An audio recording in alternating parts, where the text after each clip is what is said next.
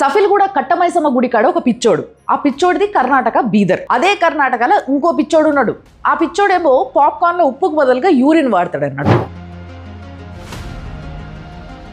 ನೋಡಿ ಇವ್ರೆ ಇದಕ್ಕೆ 3 ಸರಿ ಉಗಿದಿದ್ದಾನೆ. ಉಗಿದ್ಬಿಟ್ಟು ಕೇಳ್ತಾ ಇದ್ದಾನೆ. ಕೇಳಿದ್ರೆ ಸಾರಿ ಸಾರ್ ಅಂತ ಹೇಳ್ತಾನೆ ಪಾಪ್ಕಾರ್ನ್ ಹಾಕೋದಕ್ಕೆ. వీళ్ళంతా ఎలాంటి రకమైన పిచ్చోళ్ళు అంటే ఓన్లీ ఇలాంటి జాగాలలో ఇలాంటి పనులు చేయాలి అలాంటి పిచ్చోళ్ళు అన్నట్టు.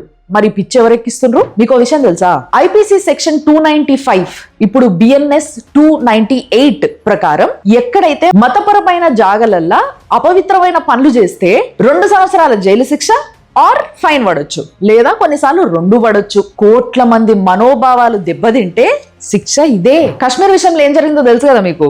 18th century or early 19th సెంచరీలా అక్కడ రాజేమో ఒక వర్గానికి చెందిన ఆయన, అక్కడ ఉన్న ల్యాండ్ లార్డ్స్ కూడా సేమ్ అదే వర్గానికి చెందిన వాళ్ళు. కానీ వీళ్ళు కొంచెం కక్కుర్తి వాడు ఏం చేసిండ్రు అని అంటే అటు యాపిల్ తోటలల్లా కుంకుమ పువ్వు తోటలల్లో పనిచేసేటందుకు లేబర్ చీప్ వస్తున్నారని లాహోర్ నుంచి, ఇస్లామాబాద్ నుంచి, ఢిల్లీ నుంచి వేరే వర్గానికి చెందిన లేబర్ ని పట్టుకొచ్చుకొని పనులు చేయించిండ్రు. ఓనర్ ఇంట్లోనేమో 5 నుంచి 10 మంది ఉంటారు. అదే పనికి తెచ్చుకున్న వాళ్ళేమో 40-50 మంది ఉంటారు. కొన్ని సంవత్సరాల తర్వాత డెమోగ్రఫిక్స్ ఏమైపోతే వీళ్ళు మైనారిటీ ఉన్నప్పుడేమో ఇలాంటి పిచ్చి పనులు ఇందాక చెప్పుకున్నాం చూడు అలాంటివి చేస్తారు.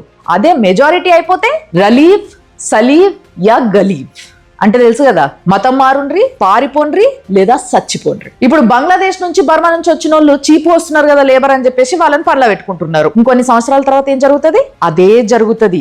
ఇంత మన కళ్ళ ముందు జరిగినా గానీ సిగ్గు రాదు మనకి.